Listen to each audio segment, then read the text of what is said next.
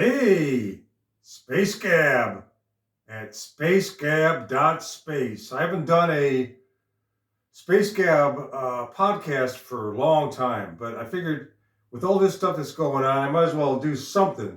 And I wanted to kind of do a video version of it, I guess. But you can still, I'll put a link on the my SpaceGab.space website where the other, some of the other Space Gab podcasts are.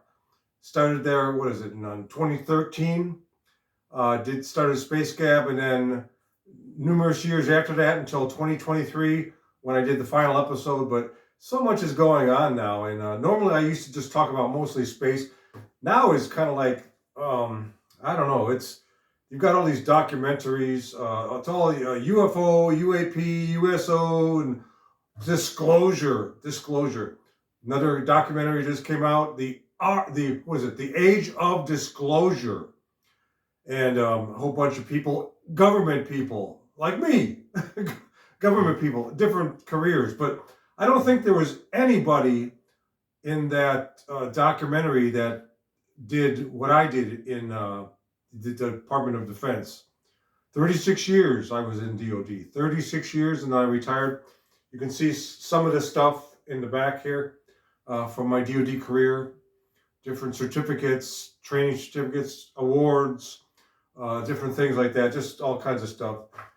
When you're in the Department of Defense, you get stuff like this as you go through your career, and that's just some of the stuff. There's other stuff in the closet, but anyway, I retired from all that, but this stuff is really winding up. It's just whistleblowers and first-hand or second-hand witnesses, first-hand, second-hand, third-hand knowledge.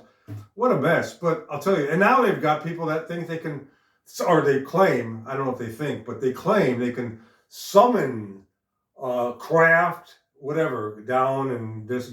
And now it's a big thing. You know what? I think a lot of this stuff is happening because nobody really has any of the real deal right now, and then anything goes. The thing is I do look and I read all this stuff on X and things like that, but during my drumming,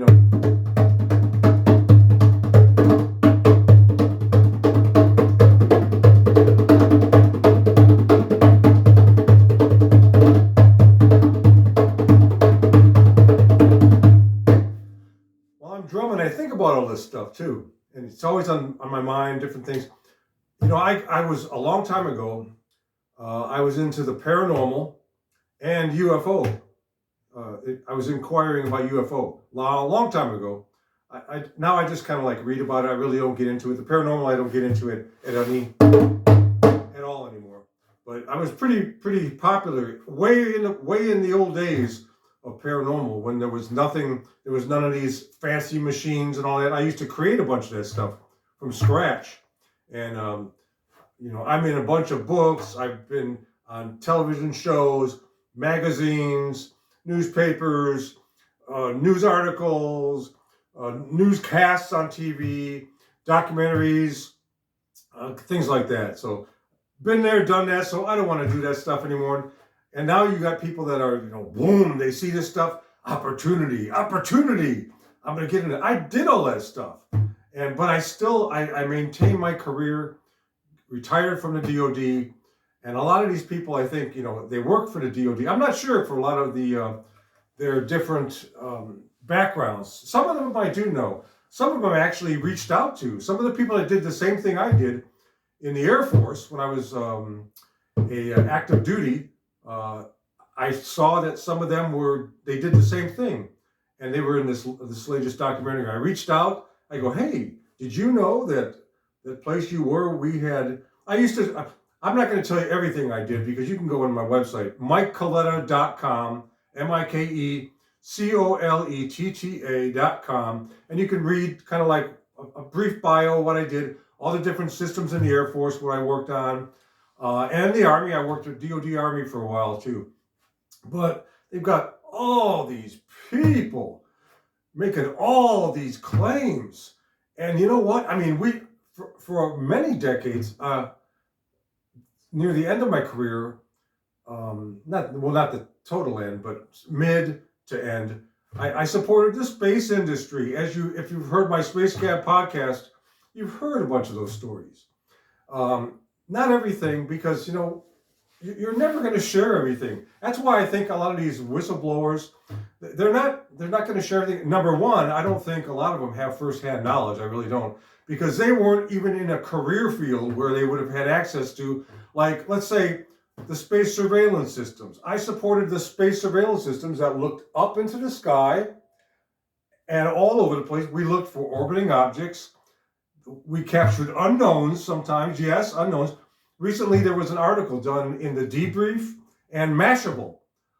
Christopher Mellon did an article where he was really concerned about, hey, some of these government space surveillance systems, which I worked on for many years, supporting logistically and many other ways, documentation, been there, done that, saw what they capture, and you're looking at night skies with, you can only see certain things. These people say, oh, look, I took a picture of an orb or a drone or a UFO or this. You can only see pretty much what is either got lights on it or which is in a magnitude that's, you can still see it with your naked eye. It's got to be kind of bright. Well, these space surveillance systems, they looked at things in the sky, and you could see a lot more than you can see with the naked eye. Trust me. We used to see some amazing things. And Christopher Mellon, he was talking about, well, I know these space surveillance systems, geodes is one he mentioned, and a number of other ones that he did mention I worked on. So he knows he probably researched it and knew what they did. And hey, they've got to be seeing things, UFO or UAP, but they're not reporting them like they should have maybe in the past. Well, guess what? He's probably right. I can pretty much, these intelligence people, they're in the intelligence market, and they did intelligence investigations, and I'm in intelligence left and right, up and down, intelligence. A lot of these systems, they never were reported to the intelligence world, for God's sakes. There was a protocol that you used when you saw something unknowns, tracking something in the space catalog, or something was not in the space catalog, which is the unknowns. Yes, unknowns were captured. It was a well-known thing. It wasn't a secret. And then you would pass it on to different organizations that you worked within. Hey, this is what we call, you would do reports, and then those different sensors would be looking for those objects at another time to see what are these objects, until they would actually figure out what those objects were. And did they sometimes never figure out what those objects were? Yeah, but it wasn't like a big cover-up. And I guess they probably, I haven't been into it since 2013 when I got out of it. But before that, for all those years, yeah, there was unknowns all the time with these space surveillance systems, optical space surveillance systems, radars, different things. I mean, space-based, ground-based. You got unknowns. UFO. Okay, UFO. We didn't call them UAP back then.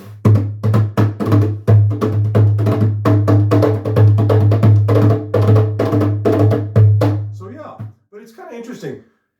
I'm wondering, just how much these people in these documentaries and in these books and all that actually really know. Because they probably weren't in the same career field where they would actually have witness to these things, using these devices, systems, space surveillance equipment. I mean, guys might be out there, in some cases, what was it, the one in Vandenberg itself. And I supported Vandenberg when that one, supposedly a big red square, I guess it was. And then the security policeman, which I also used to be a security police way back in the day, in the 70s. He reported it that 3 Boeing contractors said, hey, we saw this, blah, blah, blah, blah. Well, and I kind of listened to one of his original interviews from way back, because that's one of the people I reached out to. They said, hey, and I asked him some questions, and I said, I used to be an SP. I actually worked at Vandenberg, supporting Vandenberg.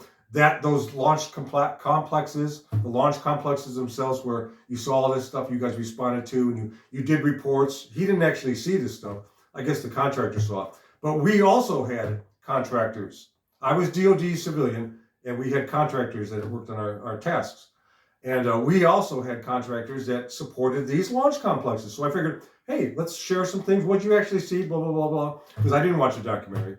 But anyway, so I got to talking to a few people. Said, I'm reaching out to these people. Reached out to a couple of them. Chris Mellon, I reached out to about the GS thing, but he never wrote back to me either. I tell these people, I used to work for these systems, for God's sakes. Do you think that they want to talk to you about certain things?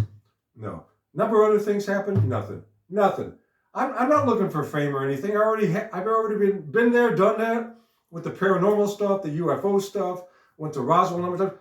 I actually used to, my coworkers, I would go brief. And I had a little shirt, and I shared it on one of my last X posts. Actually, it's right here. Well, it's on the wall here.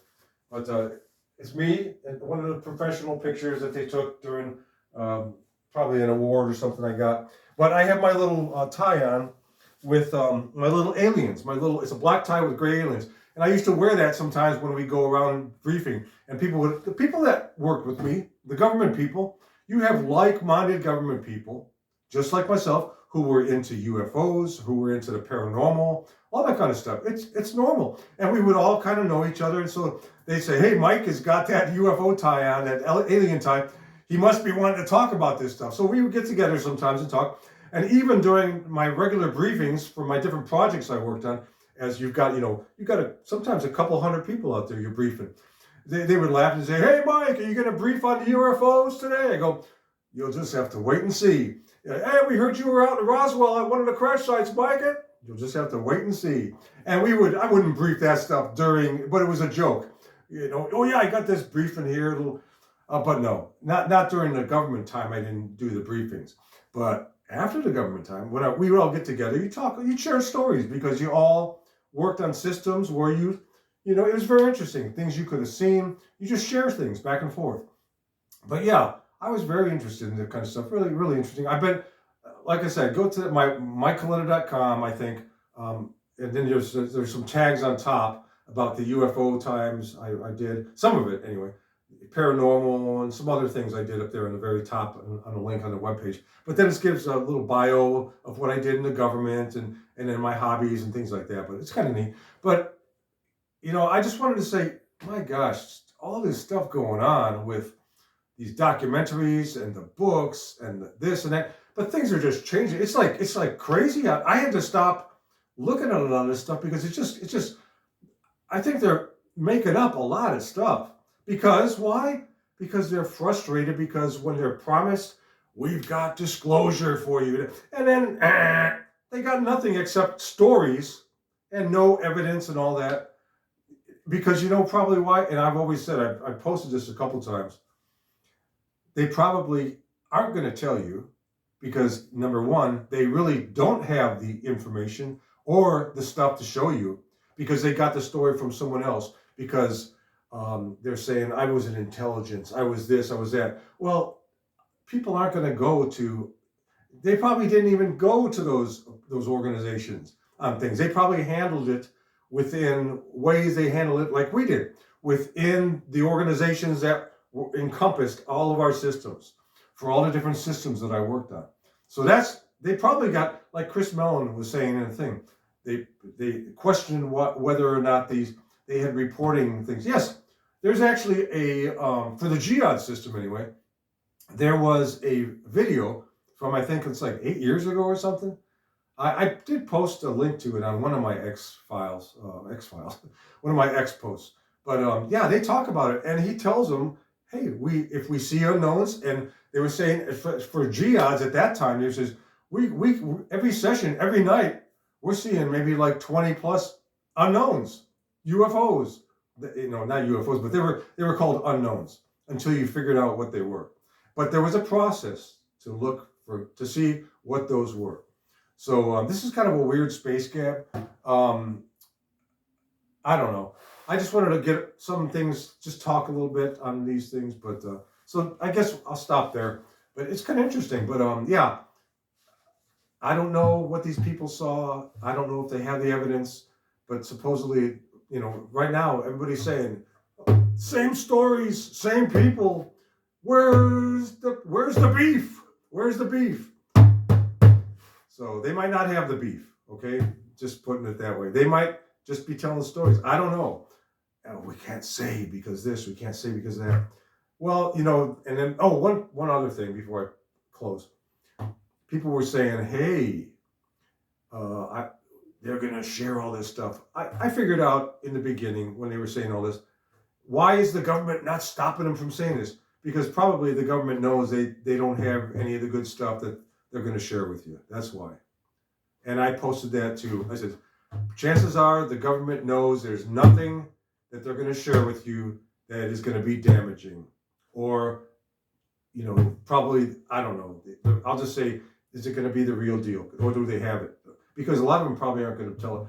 So these documentaries, and since I've been in a number of them, movies, and even you do these non-disclosure agreement contracts, and it says, hey, we might take your information and kind of move it around a little bit and make it more exciting, make it more entertaining, period. They make it more entertaining. And they can do that because of the NDA type contracts they have with these people that are in these documentaries and all that. So that's it. So don't get frustrated. Maybe someday, you never know. Because I'm telling you, you know that if unknowns are seen by systems all around the country, all around the world, eventually, maybe, but and the only time I ever went to, got really involved in something was, I think in 2003, I went out to the Roswell, and a few times after that. I think I've been to Roswell, New Mexico, 3 different times.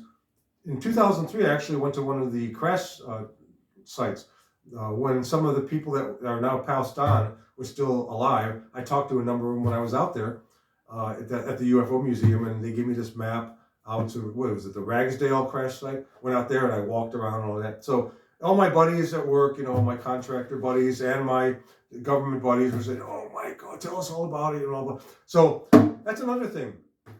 If you find co-workers of some of these whistleblowers in the government, it'd be interesting to talk to them about it, because my co-workers, they knew what I was into and what I did and all that, and so they know what my job was. So it's interesting because I have mentioned this to a number of people. Hey, so and so says this, and he's done this, and this and that and this, but I can't tell you. What if they find coworkers of these people and talk to these people a little bit? It'd be pretty interesting.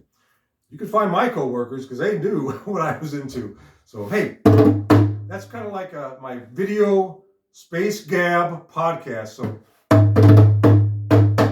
have a great day. Once again, MikeColetta.com, and I'm also a little link on the on my X post. Newsblab.com is 2 of my websites, and then SpaceGab.space is the 3rd website. So